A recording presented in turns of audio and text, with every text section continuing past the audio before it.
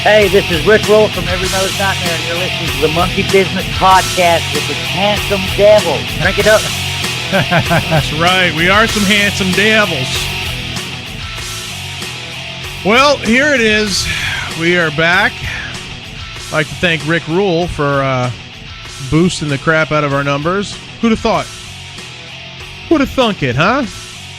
I don't know. He's a great guy, man. I really hope we get to do that Cincinnati show here with him in April, but who knows? Yeah. Who knows what's going to go on with that? Still in the works. Still in the works, yes. The Cincinnati and at MVP Lounge, I believe it is. Yep. With Every Mother's Nightmare, Pump 5, and then a slew of other local bands in that area. Yeah. Since we started off talking about Every Mother's Nightmare and Pump 5, I just want to bring up the fact that very soon, maybe this week or next week, possibly. Well, I know what you're getting at. No, you're not, because I'm getting at two things. Both Grind from Every Mother's Nightmare will be released on green vinyl through High Vol Music. April 15th, I believe it is. Yeah, maybe. And then April 5th is Full Service from Pump 5, which also will be on vinyl. That's exactly what I was going to say. Sure it was. It was. Sure it totally was. Sure it was. Zip it. Just like Eddie Murphy used to. Sure you were going to do that. Sure you are. Sorry. Go ahead. Still, what was your second thing? No, the other thing, while we're on that subject, speedy recovery to Drew. Oh, that's Cates, right. From bass Pump player 5. from Pump 5. Had a little bit of a surgical procedure yesterday, so we wish him a fast recovery, or one of us is going to have to play bass for Pump 5. Yeah, I don't know how that's going to work. Yeah, me either, but it sounded good. I have a bass. I can't play it, so you never know. Maybe I'll fit right in. Sorry, Drew. I'm just playing. What a dick. I have two basses. Jesus. So on the show today, we're going to have we got to talk about The Dirt. Everybody and their mother seems to be talking about Motley Crue's biopic from Netflix. And is it a biopic or is it a biopic? Which is it? I will say biopic because I'm fancy, Mr. Coffee Man. So yes, I will say that. You shop at Target. At Target, yes I do. Now you sound like Thurston Howell. Lovey. Anyway, if you do that again, I'm going to stab you in the eye with a pen. All right, cool. But yeah, so everybody seems to be raving and ranting about how great it is, and I'll be honest with you, I've only seen like the first 25 minutes of it. It looks really good. I watched it twice. Did you? Yeah, I did. But so yeah, we're gonna go over some stuff on that really soon, and then we will have some members of one of our favorite bands from the 90s. Yep. On Mr. with us as Dave well. Brooks and JJ Farris From the band Slammin Gladys. And yeah, I can't wait to talk to them and see what's going on, what they're up to, and if that new album is going to come out. And we have a new song that we'll play here too from them. Right. And also Dragon Eye Girl. Dragon Eye Girl, yes. And then hopefully we'll see what's going on with the old album because I'd love to hear that out and about again. Yeah. But well, I have multiple copies if you happen to need one. I hear that. I heard you have a couple of them there. I have no idea where mine's at. Mine's in a box somewhere. Well, since you're kind of a dick, I might let you have one of mine. Wow, that's pretty harsh. Yeah. But anywho, all right. So what do you got going on there? I know you've seen The Dirt. What's your take on it? I have seen The Dirt. See, it's kind of weird because if you looked at your Facebook feed over the weekend, it seemed like every single person that I know watched it. Some of them don't even listen to Motley Crue, but were so... It's like that... What was Bird that? Bird Box? Yeah. Horrible movie. Everybody watched that shit. Horrible movie. I refused to watch it. I watched it. Horrible movie. I did not, because I don't sit down long enough to watch movies, even though I did watch The Dirt twice. I watched it Friday night because I've been waiting so friggin' long for that movie to come out, because I read the book and I already knew all of these stories. Right. You know, the thing of it for me was it was cool to see them acted on out video. Actually. Right. Yeah. Do I think the movie could have been better? Yeah, I do. There was every movie could. The Bohemian Rhapsody could have been better. Could have been not better. much, but it could have been. You know. Right. Here's the thing. What they left out for me, they left out dudes in other bands. Yeah. You know what I mean? Like Robin Crosby was constantly around Nikki and the rest of the crew. Stephen Pearcy constantly around those guys. Slash was around a lot, which there was one scene, I think it was the scene where Nikki actually gets injected and ODs. Right. There's a scene when they like show the camera walk into that room, and there's a dude laying out on the couch. Kind of looks like him, maybe. Looks like it could have been intended to be Slash. But, you know, there's no top hat. There's no, like, obvious, hey, this is Slash here. Well, I don't think Slash goes to a party and wears his top hat. I mean, you don't picture Slash. I mean, well, I mean, he was laying down, so you hear Slash and you think, okay, top hat. But I mean, it's not like he goes to the bathroom with that thing on. No, but they could have had it like on the table, on the side next to you, to be like an indication, laying that on his lap. Yeah, right, but right. like I would have liked to have seen guys from other bands that were definitely around, that were definitely a part of things. I hear you. Yeah, see, like I didn't get too far into it because I found out that you watched it. I'm like, oh boy, I thought we were gonna watch it at the same time. Yeah. So I guess I'm gonna have to. I'm gonna have to watch it on my own. So I watched it on the way here. So I only got to watch like maybe 25, 30 minutes of it, and I'm up to the part where they're playing their first huge show at the stadium.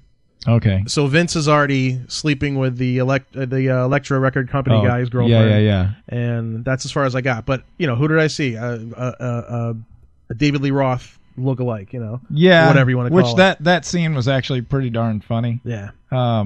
It was good. Did they even show any of the US Festival? Not from the stuff that I'm up to. Yeah. See, like that was huge for Motley. Yeah. They didn't show that at all. They kind of gave the impression that all of them lived in that apartment. And as far as I know, Mick Mars never lived with the other guys. Mm-hmm. He lived somewhere else, like with a girlfriend or something. So, I mean, that's probably me just being nitpicky. Yeah, but if you're going to tell something like that, you know. Yeah, especially if you're working with the guys that it was made about. That's your facts right there. Yeah. There's your fact checkers. Like, I just feel like there could have been little things that would have made it cooler. Okay. Like everybody knows, well, if you've read the Heroin Diaries and you know about that, you know the time period that Nikki was writing all of those journals. Mm-hmm. Well, all of that time period was in the movie. You know, they show him in the closet, they show him shooting up, they show him like tripping out, they show him with a gun, like, you know, just totally freaking out. And that's all documented from the Heroin Diaries. What they didn't show is him with a pen and paper. Yeah. You know what I mean? Had they showed him jotting shit down on pieces of paper and like hiding it under the mattress, you know, whatever, it would have just tied everything together like better. Mm-hmm. So for anal people like me who have been Motley fans since the beginning, it just would have made it a little bit cooler. I hear you. I mentioned to somebody the other day that they did a phenomenal job of recreating the Looks That Kill video. Mm-hmm. Like, phenomenal. Like, it was almost spot on. But I almost felt like they spent half the fucking budget doing that. And they could have used that money to make the movie a little bit better. You know? I hear you. They had to have spent money, because I just saw an Instagram video. I think Tommy Lee posted it. And it was of what Machine Gun Kelly had to go through every day to get ready for tattoos? filming. Yeah, they had to like airbrush them and paint them and do all of this stuff. Mm-hmm. Airbrush over his tattoos to put new tattoos on. That's just the part that it would drive me crazy if I was him. Yeah, I mean, sitting still for all those hours every day. They said it took 4 hours a day for him to go through makeup. Crazy. Yeah. I guess that's why you're seeing him with a lot of long sleeve jackets and t-shirts on, stuff like that. Yeah. The guys that they had doing the acting. Oh shit! Sorry, I hit the mic. Douglas Booth, who played Nikki Sixx, I thought did a great job. I thought he looked the most like Nikki. Mm. I mean, all four of them did a really good job of like mimicking their body movements, and like Machine Gun Kelly did a good job of trying to impersonate the hypeness of Tommy Lee, because he's like super like insane. Yes. What's that guy's name? Iwan Rian? I don't know how to say that correctly. It's probably Ian. No, it's Iwan. I don't know. Anyway, the guy that played Mick Mars, he did a really good job of capturing Mick's super dry sarcasm.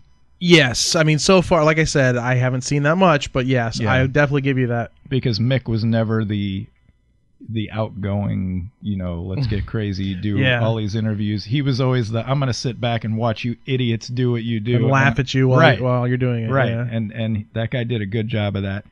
The guy who played Vince was pretty good. And the funny thing is, that guy about that played Mick, he's one. I think half the cast is actually from England. He's one of them. Yeah, well, I know the guy that so played weird. Razzle was probably from England. It's just so weird. Which that was another thing, because I watched it by myself Friday night, but Saturday night I went over to my daughter's, and I watched it with her and her baby daddy and my niece and my granddaughter. So that was cool. But anyway, I was telling them, kind of what was legit and what was, kind of BS. Right. But I also brought up the fact that this movie coming out probably had to be really rough for Vince, like on a personal level.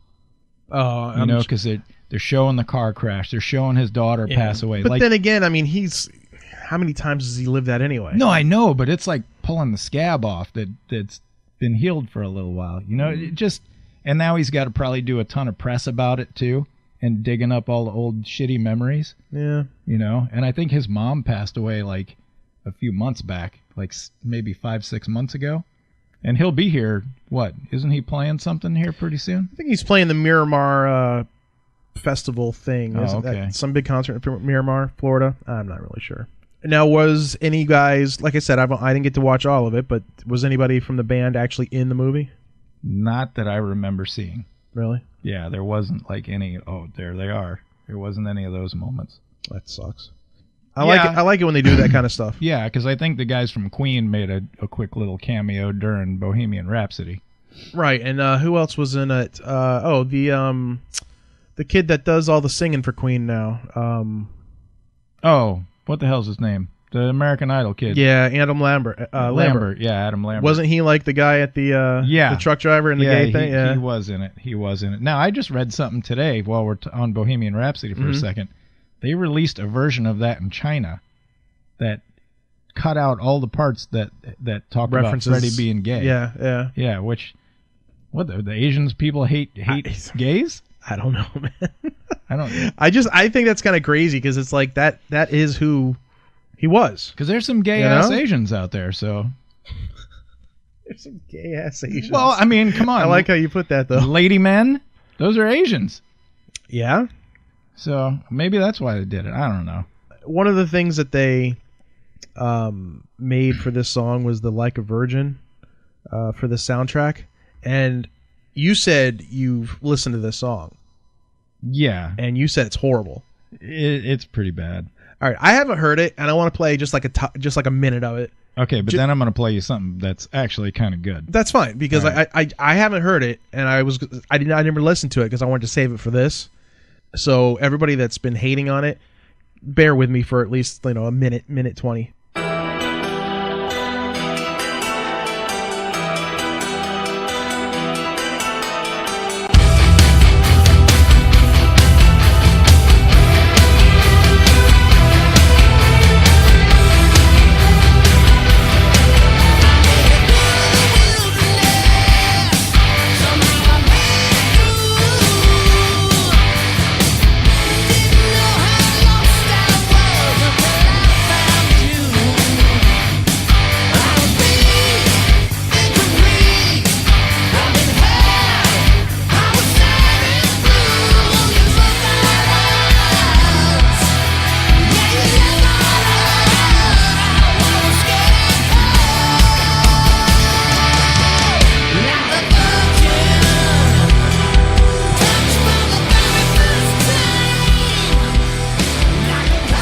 That is horrible. I'll definitely give it to you. That is not good at all. And I like weird covers. This just is not good. Well, I thought they were going to do this and put it in the movie as like a joking context type of thing. Right. But it didn't work out that way. Wow. Yeah, this is bad. Yeah, it wasn't my favorite. So everybody thing in the that's world. complaining about it, I definitely am on the bandwagon with that now. It's not good. I don't like it, and I agree with you people. It sucks. However, the other songs that they did for the movie are pretty darn good. Mm-hmm. Like I dig them. And then there's this other song that I'm going to play a little part of Okay. that I noticed in the movie, because sometimes you get this like soft music in the background and you don't really pay attention to it. Right. But then when you hear the lyrics, you're like, wwait a fucking minute, I know that. I know that song from somewhere. Yeah. So this is it. This is by a chick called Megan Kabir. But just check this out for a minute or so.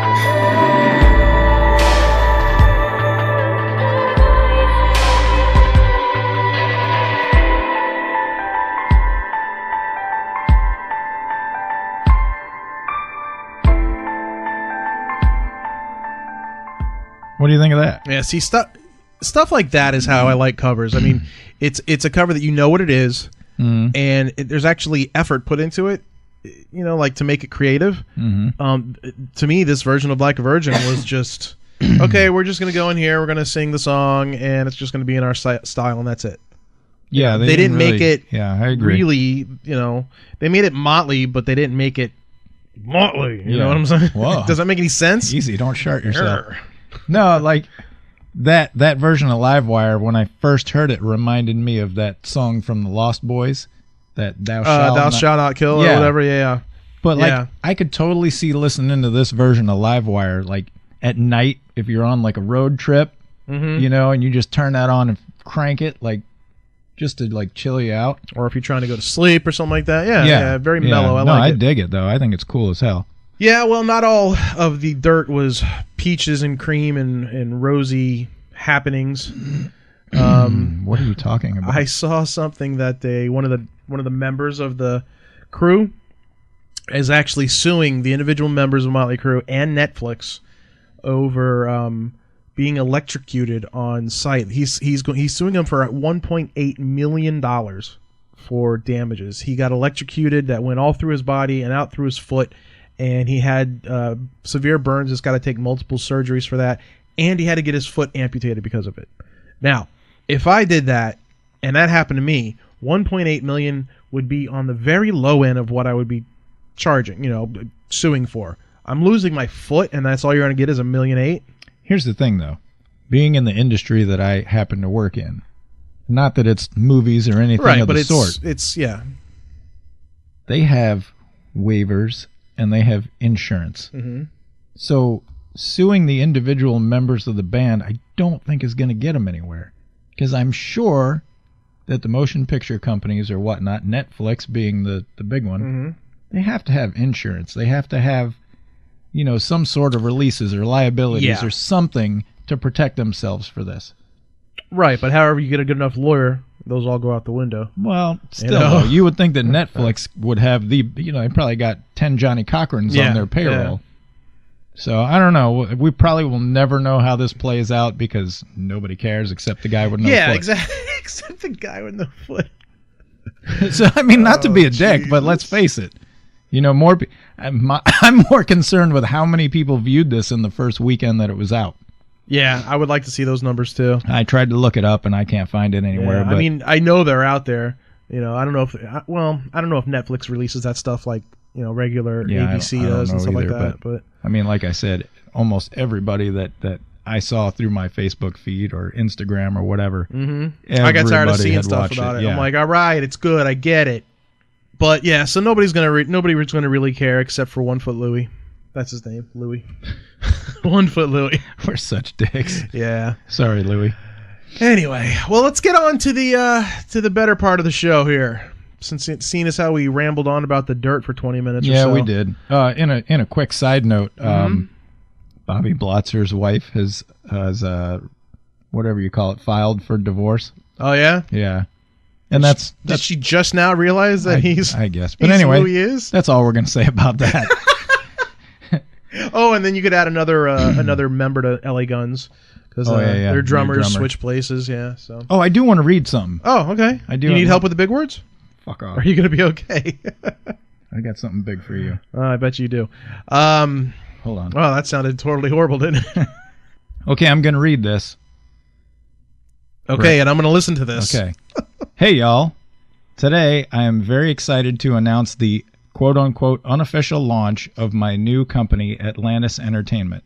I say unofficial launch because I was supposed to wait until we did a press release via all media outlets. But you know what? This is a new chapter in my life, and I wanted to share it with you first, being Instagram followers. Of course, I will always have the beating heart of a rocker, songwriter, musician, and now adding CEO to my world. Ever since being signed as an artist at A&M Records, walking through those gates and onto the old Charlie Chaplin movie lot, I've always had this dream that one day I would build my own company that represent the love and passion of finding talented artists and together developing their art and building their careers, but also realizing my lifelong love and obsession of great motion pictures. I wanted to build a home where songwriters, musicians, screenwriters, directors, and visionaries from all walks of life have a place to hang their hat and have their ideas heard. At this point in my life, I should be sipping martinis up at my pool whilst collecting the last 30 years of hard-earned royalty checks. But fuck that, it's just not who I am. I'm not going it alone, though. I have partnered up with two super talented gentlemen, Rene Regal and Steven Sherman. It took over 6 years to find this dream team, partners that have the insane amount of work ethic, drive, and vision. They had to be as crazy and dedicated as I was to go on this mission. You can read about their amazing journeys on our website, atlantisentertainment.com. The link is in the bio. Some projects we can't quite mention yet, but in development we have new musical artists, a music festival in 2020, film and episodic TV series, a Broadway musical, and yes, an Extreme album. There's a page on the site where you, quote-unquote, the dreamers, can share your talent with us. Who knows, we may find the next Bowie, Shawn Mendes, Spielberg, or even better, the next you. What I'm trying to say is Atlantis Entertainment is a full-service media and production company, integrating film and television, music, branded entertainment, commercials, and digital content. Let's go. That is written by Nuno Bettancourt. Nice. Yeah.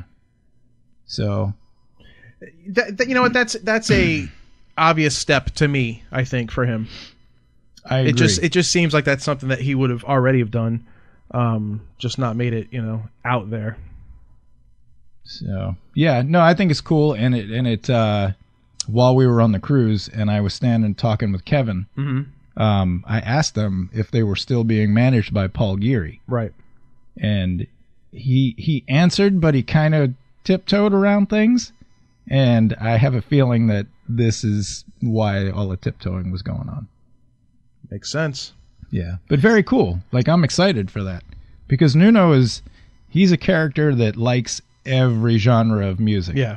He plays every instrument. He's almost like the Prince of Portugal. The Prince of Portugal. He is. Oh, I like that. Yeah. The Prince of Portugal. So there you go. That was my exciting news, and all of this just came down today. So Blabbermouth and all of those, they may not even have it up on their sites yet. So I haven't seen anything. if you're listening to it here, boom, there you go. You've heard it here first. We broke it, bitch. Ha! All right. Well, let's get into this, and I'm going to see if we can get him on the phone here. And we're talking to Dave and JJ, right? Yes, we are. If we can get everything working the correct way. If this doesn't work, then don't think we're stupid. All right. Even Well, though we are. You already partially. know us, but all right. Let's see. Hello. Hello? Is Jay there too? Hold on. Yeah. Oh, I think we did it. I am the master of the telephone. That has nothing on me. Dave, can you like video conference me after and show me how you did that, dude? All right, so we got on the line here. We have Dave Brooks and JJ from Slammin Gladys. Where the hell have you guys been? Where have we been? Where you been, Dave? I've been on the Trip Fantastic Cosmic Smoking Blues. Just, doing my thing, singing. And, raising kids. Yeah? How many kids you got these days? That you're claiming? I raised two. I raised two. I had another son that I had a long time ago who actually found me that when I was only like 15 years old, and he found me, and we've talked a few times. Might go to a ball game here real soon. Nice, cool. Anybody a grandfather yet? Yeah, man. No, not me. No. Oh man, no. Not sure. I'm not sure yet. I might be. All right. Well, if it makes you guys feel better, we both are. Yeah, my daughter's got a boyfriend, but I don't think there's any kind of sight of kids coming down the road. So. All right. Knock on something. Yeah. Right. All right. Well, let's get right into this. It's great to have the grandkids, though. I will tell you that. Ken just had his first grandkid come up here this past weekend. Yep. And I've got 3, so I know all about the grandkids and all that stuff. So you need any pointers? Oh, man, that's cool. Don't come to me. It's got to be the best. I talked about that with the wife, and she says how great it is because at the end of the day, you just give them back and you kind of say, "Have a nice day," and you go do your thing, right? Well, that is true, unless they live with you, in which case you got to see the damn kid all the time. I love her to death. Don't get me wrong. She could be a little brat when she wants to be, though. It's too much of her mother in her. Right on. Anyway. Yeah, I can't reply yet. Well, I'm only 5 days in on the grandfather thing. No, so. Absolutely. I mean, like I said, we've been waiting for new stuff. We've turned this album on to so many different people over the years that we've had it, and nobody seemed to even recognize the name. I'm like, how do you not know who these guys are? And then when we even started the show, Bad Attitude, because of the Bad Attitude tune, was one of the things that we were going to name the show because, I have a bad attitude and you guys wrote the song. So I'm like, this is perfect. But, we opted out of it for one reason or another. But I'm glad to hear the new music. It was probably the boobs in the video.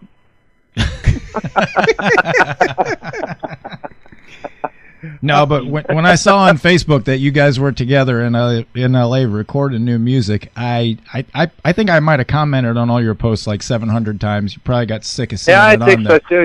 Yeah.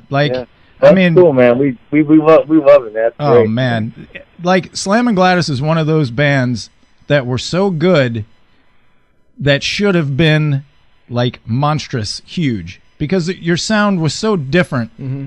Than anybody else out there. There's no way to really categorize it because it had, you had the horns in there. You have the funk guitar riffs. JJ, you come up with some of the coolest riffs ever. Wow! Seriously, right? the whole. I always thought that. Yeah, the whole chicken picking stuff that you can do, like the beginning of "Come." That. Oh yeah. Yeah. I mean, it's awesome. Yes. What's really funny? What's really funny about "Come" is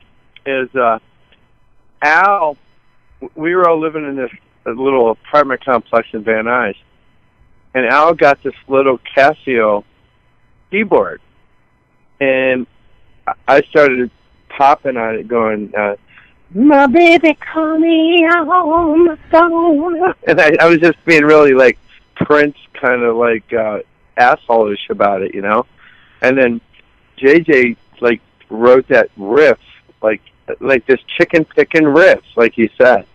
And it was like, we're like, wow. It was awesome. Yeah, hello? Yeah, man. That apartment spawned all kinds of songs, man. That was awesome. No, it was really, remember, he got that little Casio, and I was like, just going deep, deep, deep. My baby, call me on the phone. My stuff is cooking. I just doing the whole thing, but then you came up with that whole thing, man. It was just, man, those ridiculous harmonies. Yeah. I mean, it's really great, except when it's stuck in your head, then you actually have to say the words. Man, I got that cum stuck in my head, and then you just feel really stupid. But but I mean, there's not a bad track on that first album of yours. Now, where did Risque go? Why did you guys change the name? Well, Dave, Risque was out like how long were you Risque? You guys were even before I was in the band. I think Risque was around. Oh, was it? Okay. Risque was 2 bands that I was in back in Cleveland. The first Risque band I was in Cleveland was in the late 70s. And then I left, tried to go to California, came back. And then in 81, it was 80, I joined this band called Slider from Kent with Tucker and all those guys. And then that turned into the Risque band, the Risque band that that got kind of huge around Cleveland and everything, and that's when I met Jani Lane and all that stuff, and because he actually opened up for our band Risque, who was like playing the Acura Gore and all that crazy shit, and and JJ saw us there and stuff and blah, blah, blah. Well, Al was also in Risque. And then Al went behind my back and stabbed me in the back and took Jani and went and formed another band. I'm really kidding. I'm kidding so much. I was going to say, that son of a bitch. No, those guys wanted to play metal, so they went and played metal. And, they got with Billy Denemy and, Dave Chamberlain, maybe. And, and did, Dorian Gray. And, there was a couple other bands in there, too. But then, eventually it turned into Plain Jane and then Warrant. Right. I think Dorian Gray was from, well, they were based out of Florida, right? Yeah. So Al and Jani moved down to Florida, and that's when they did that with Billy and Dave Chamberlain. I'm pretty sure it's Dave Chamberlain. Yeah, because I remember way back in the day we used to have like a music flyer magazine. And because Jani was playing drums because he wouldn't sing because he wouldn't listen to anybody. You have no idea how long that took. That transition took years. No, really, seriously, man, if you think about it. He didn't start really singing out front till 87 in Plain Jane, right? So it took from 81 till then for him to think about getting out front. Damn. I guess it was a good decision in the long run. Yeah, what? Yeah, because I remember seeing Risque open up for I want to say it was Warrant at the Rocket Club in Tampa, Florida, and then the next thing I know, and obviously it worked because I remember the braids, and the next thing I know, you guys are coming back at Slammin Gladys. I'm like, oh, this is the band I already saw, cool, and yeah. So, yeah. Well, we were still Risque when we did the Uncle Tom's Cabin tour. That's it. Yeah, that's right. Yeah, and we did that whole East Coast Uncle Tom's Cabin tour with those guys. Mm-hmm. So, that was with Pauly Shore was on that tour, right, Dave? Oh, yeah, dude. It was like from it was like 2 weeks, from Florida up to New York. We would cruise the whole coast. It was pretty awesome. Yeah, we had one day off, and we went all the way up the East Coast, and it was Uncle Tom's MTV tour, and man, that was like some of the most fun ever. Yeah, those days, man. See, stuff like that makes me glad that the technology has come far enough as to where schmucks like us can do a show and talk to guys like you. So, because well, that's awesome. I want to ask you one other thing before we actually continue. Did you guys open up for South Gang as well on a tour? Oh yeah, for like a year and a half, I think, at South Gang, right, Dave?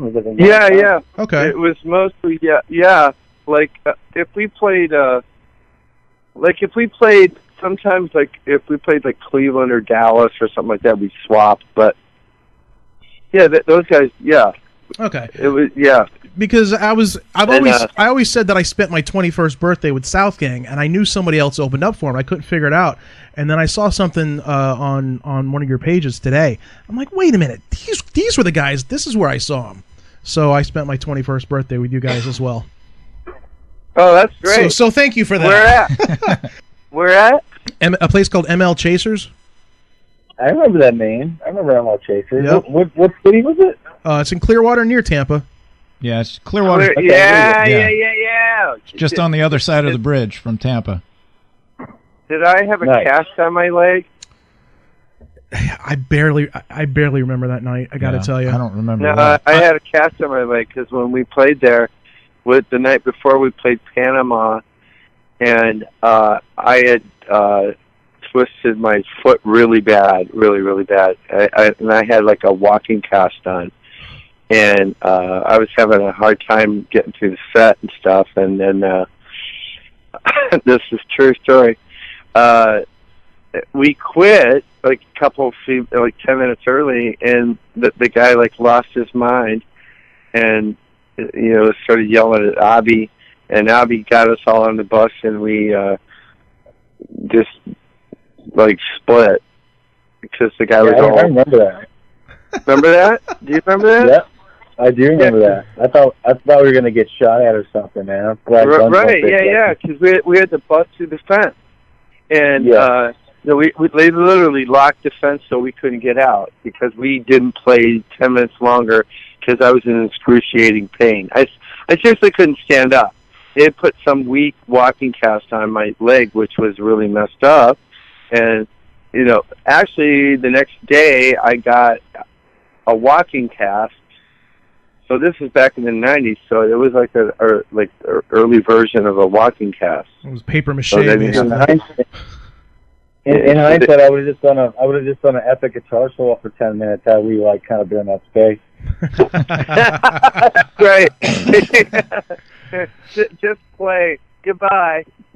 Well, I do. Like I said, I do remember you guys being there, and I don't even know how I got it. One of your 8x10 glossies. You all signed it. Keep It Funky coming from JJ. Peace coming from Steve. And, you were all very, really cool to talk to and hang out with for that, 5 minutes. Yeah, it was like the press kit photo. Yeah, exactly. Yeah. I had fun. I really enjoy it. So thank you for that show eons ago.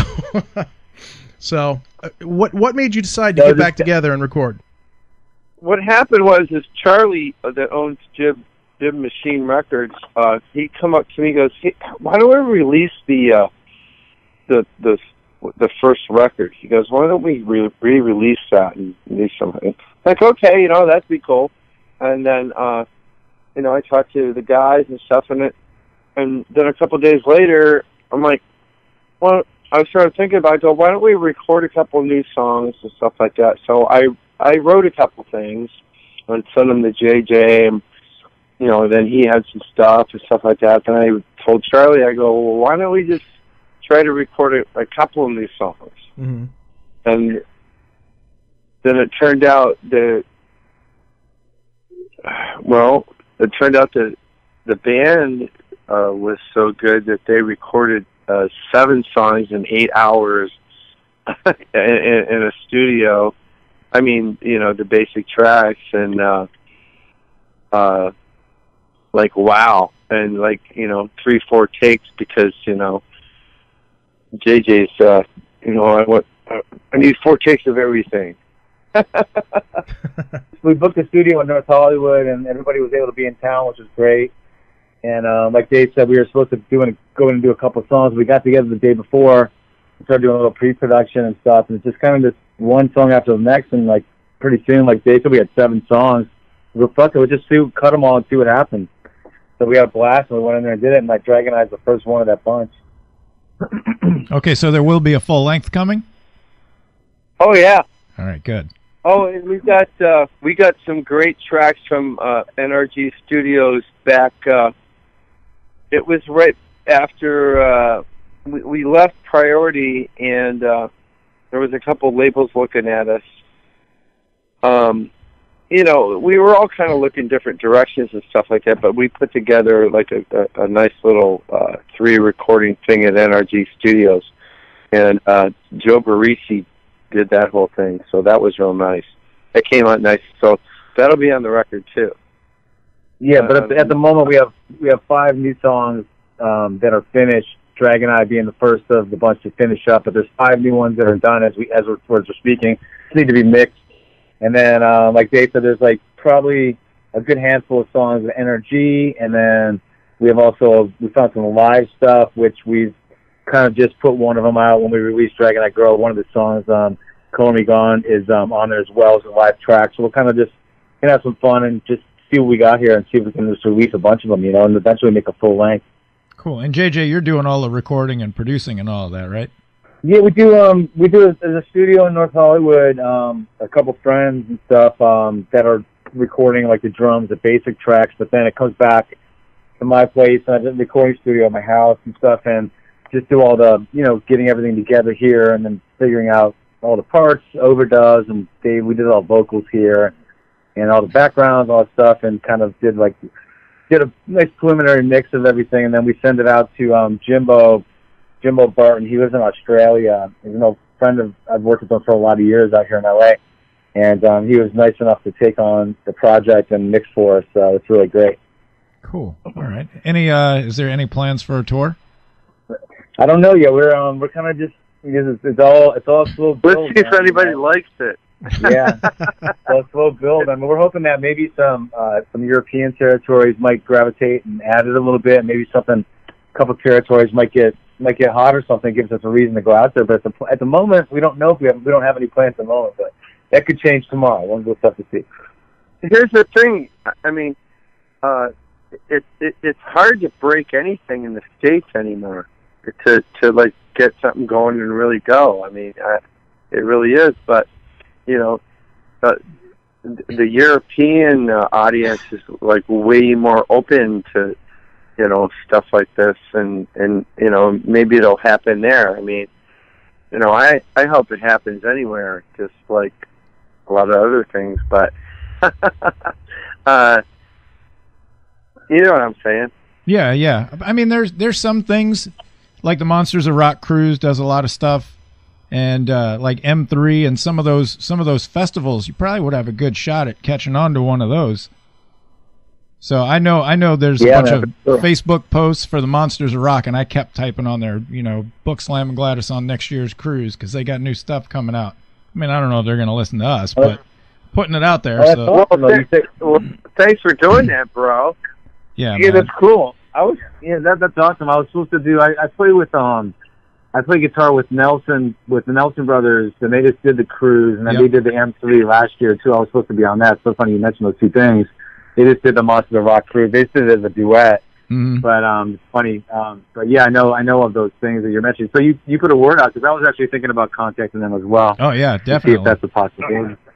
Yeah, they don't start announcing anything until next month. So from then and then until about September, October, they still announce bands. So we've got enough time to slam your name into their heads. No pun necessary. Well, you know, maybe we'll get on a radio station or something. Someone will say, "Oh, hey, a rock song." I got to tell you, man, good luck with that. After we get Monkey Business all concluded, we're going to be rich and famous, I thought, man. Good luck with that, too. I don't know, man. Radio stations anymore, it seems like, you know, you give them 12 songs and that's all they're going to play. They don't have, you know, the DJs don't have any real say unless they're the program director, and then that's all.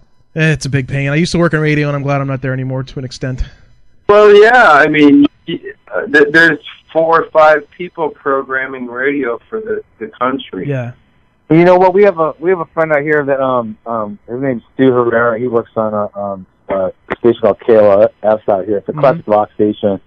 But I was gonna see if he can kind of get it on. They play it like on a Saturday or a night. They have like local music and stuff like that. Gonna try to get spun on there a couple of times because that's a possibility. So that's kind of cool. Nice. Well, I'm sure I mean, not that we hold a lot of water with all these radio stations and stuff like that, but no, but the more you put it out, the more repetitive you are with it on any kind of social media platform. I mean, it definitely can help. Yeah, absolutely. Yeah, man. So yeah, we'll be playing a lot of the tunes as they come out. So absolutely, yeah. I mean, hopefully somebody will grab onto it from us. That would be great. So, but I mean, thank you so much. The new songs definitely have that classic Slammin' Gladys sound to them. You know, like Hanging On to You. You know, that's more of a mellow type. I don't know, almost like a jazzy funk song. It's kind of a 50s tune. Yeah. I mean, I was telling Moose earlier. I'm like, it's very much like a 50s tune, and it's like you know, when I was growing up, my mom listened to like a really even earlier stuff like Billie Holiday and Ella Fitzgerald and stuff like that. But then, you know, I got into the Motown stuff and all the other stuff. So that song, if you listen to it, it's like the whole arrangement and everything, and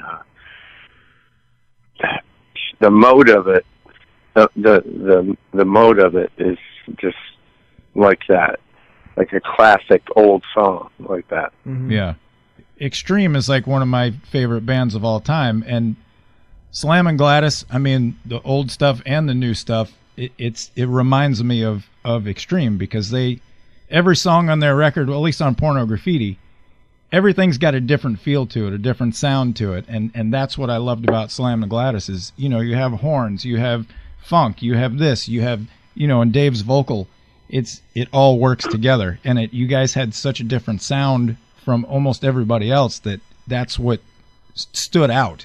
And that's what made it so cool. That's cool. That's awesome. Yeah. Thanks. Now, Dave, I know you've been. Cool, man. I know you've been singing in the Breakfast Club there. Has that been like your main thing since back in the day? Well, what happened is I got this really pretty girl pregnant, and then I had to come back here and take care of my kids. So because, you know, I guess that's the kind of guy I am. But no. I was here in the '90s for a while after Slammin', and I was working at the Groove Yard and stuff, and recording records and producing records and making my own solo records and stuff like that. And I met this real nice girl, and well, you know, whatever. But then things got really kind of weird, so then I went back to Los Angeles. But then I came back here and I got this offer to sing in this band called the Breakfast Club, and it just worked. I don't know how or why, but all of a sudden everybody was into the '80s and all that again. You know what I'm saying? Right. Mm-hmm. I was here and taking care of business, bro. Like people should do. That's exactly it. You should do that stuff. But and it's good because I see you actually have quote unquote cruise experience for the Impractical Jokers cruise that you were just on recently, right? Oh yeah. That. Well, I did. We did the Kiss cruise and. A couple years ago, we did the Kiss cruise. No way. I didn't know that. Which was cool. Oh yeah, it was cool as hell. Well, at the time in the Breakfast Club, Paul Sidoti, he's the guitar player for Taylor Swift. Mm-hmm. He was playing in the Breakfast Club for about a year and a half. So that was pretty cool, and he got us like the Kiss cruise and stuff like that, and it was fun. But yeah, then the Impractical Jokers and Walker Stalker cruise too, I think. No kidding. It's just, I mean, I guess it's not something that I would think. Of course, I think of you as Slammin' Gladys, so obviously I wouldn't think that you'd be on these other crews. But that's awesome that you're getting, you know, at least yourself back out there and doing all this stuff and keeping your instrument on point, I never stopped. I mean, I've been playing this whole time. I mean, I had to stop for like a couple years, but around 2013, I had to stop for a while. But no, the whole time, man, I never gave up. What about the other guys? None of us ever. Yeah, that was my next question. What about the other guys? But yeah. Oh, geez. Want to hear about Alan Stacey?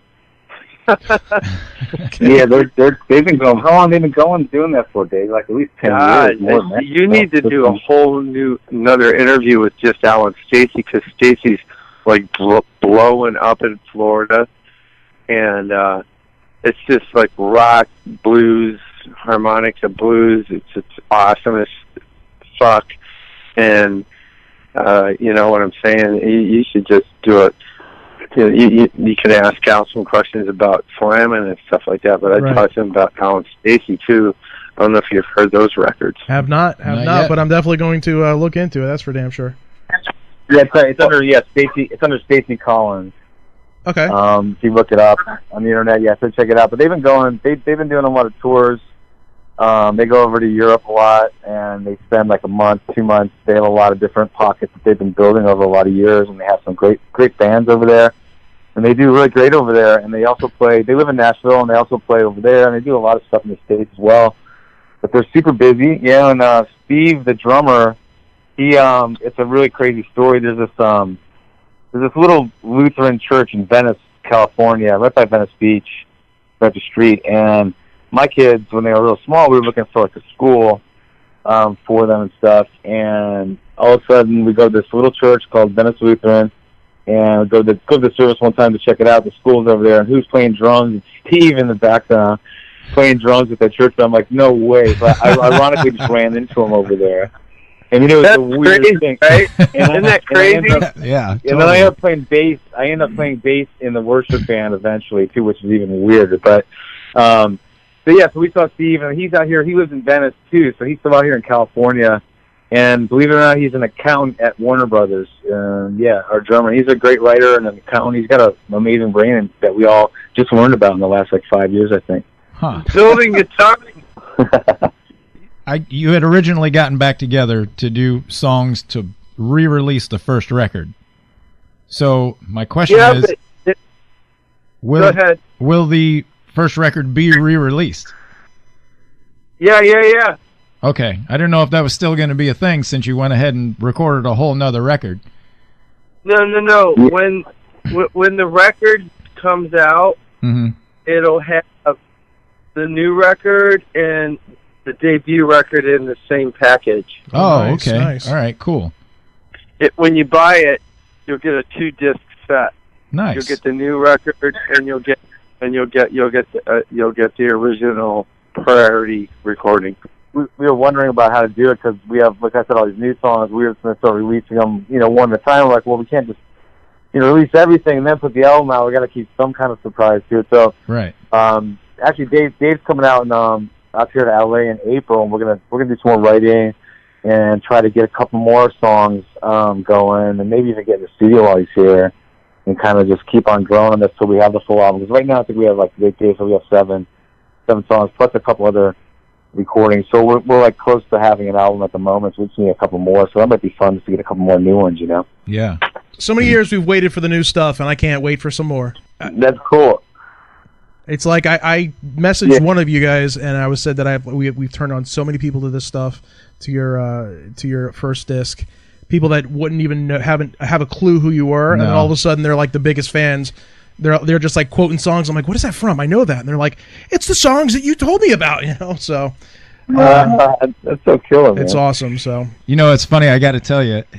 Because every now and then we'll fly somewhere to go check out a show, whether it's out in L.A. or wherever. Like we're going to Ohio, and then we're going to Maryland for the M3 thing.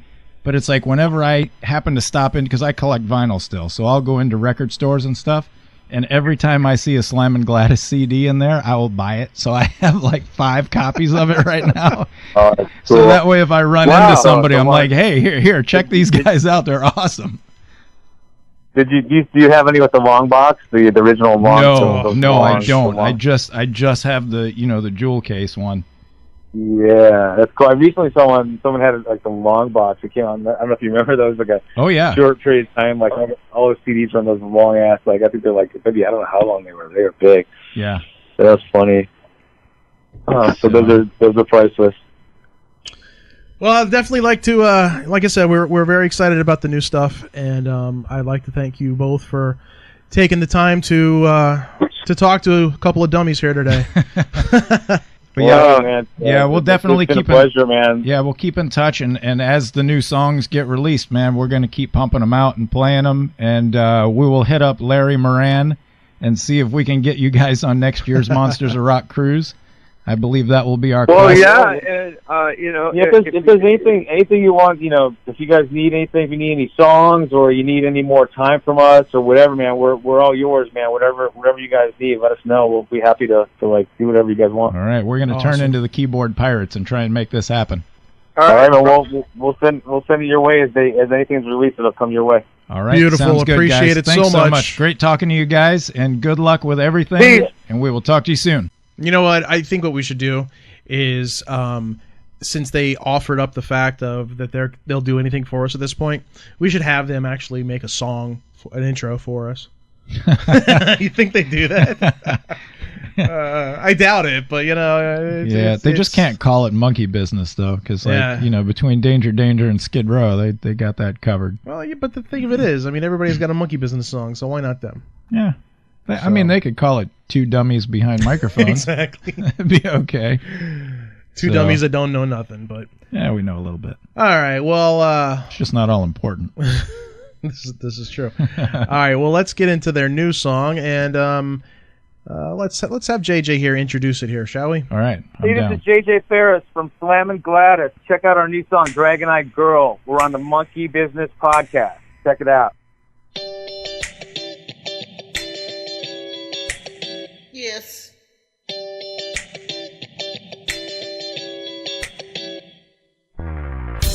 Hear the shit that you're talking about me all over town, baby, and how I find our love so shaken. Here I am, the lonely clown. Get down.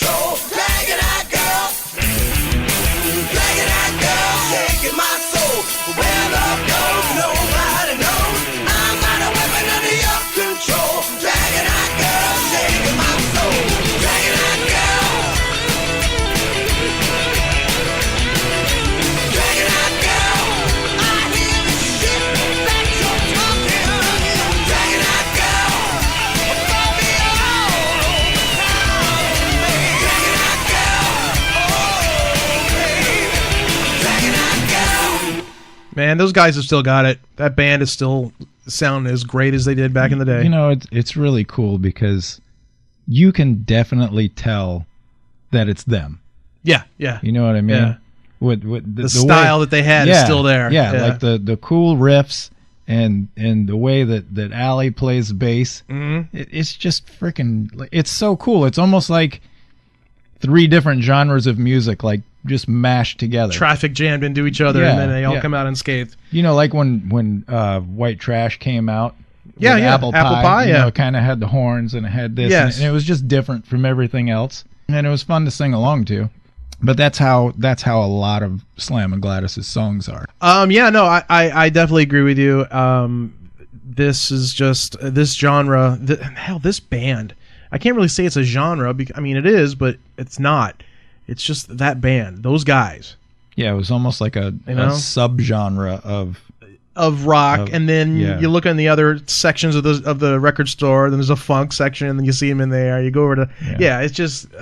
God, I'm glad these guys are back together, and it's good to hear that the original album is going to be coming out with the new album. Yeah, and that's really cool. It is, because it gives the new listeners a peek into the past, so to speak. Yeah, and get to relive the stuff that you missed. I just hope it comes out in a long box. Nah. Yeah, I can't wait for it, and hopefully they live up to their word and send us songs as they are done with them. Yeah, that'd be awesome. I mean, we still got a couple other new ones. Yeah. I know there's a live one and there's like a slower one, but still, I mean, it's the slower one's called "Hanging On to You," right, which is really cool.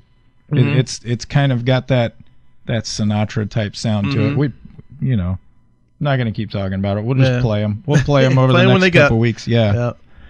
All right. Well, that looks like it's about an hour. Jesus, a little over an hour at this point. Yeah, we've. It's been a long show. It has. It's been a long show, and all we've talked about was the dirt and Slammin' Gladys. So, if those are your 2 favorite things, and this is your favorite show right now, yeah, you love us. You love us. You're gonna love us even more because in the next couple of days we're gonna have another show put out ahead of schedule, I think, and the guest on that show will be former Judas Priest singer and current singer for A New Revenge, Tim Ripper Owens. Yeah. Excited to talk to him. He's quite a legend, I guess, because he's been around. He's done a ton of stuff. He's done so much stuff. I didn't even realize he's done as much as he does. I don't think anybody realizes, other than him, how much stuff he's done. He's a busy man, but so we'll have that out in the next couple of days here. If you're listening to this, we got to make up for missing three or 4 weeks. 4 weeks. We are going to leave you with our throwback track. Get it? Stick with the Slammin' Gladys. You see what I'm doing there? Yes, I do. That's disgusting. You stick with Slammin' Gladys. That's disgusting. Like I mentioned earlier, it doesn't get stuck in your head. Or in your face. So we're going to play a track off Slammin' Gladys' first record. It actually ends the record. I mean, the grand finale of the record, the grand finale of this show. What better way to end it than to come?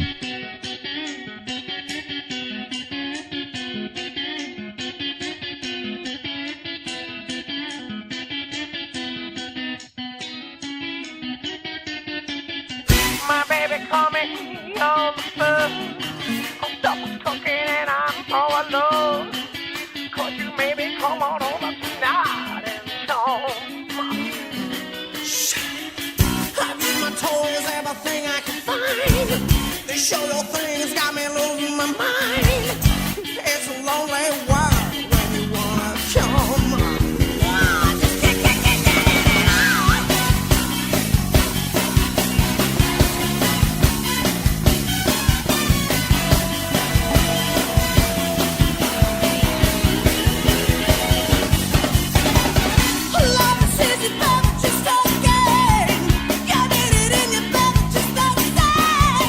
That's the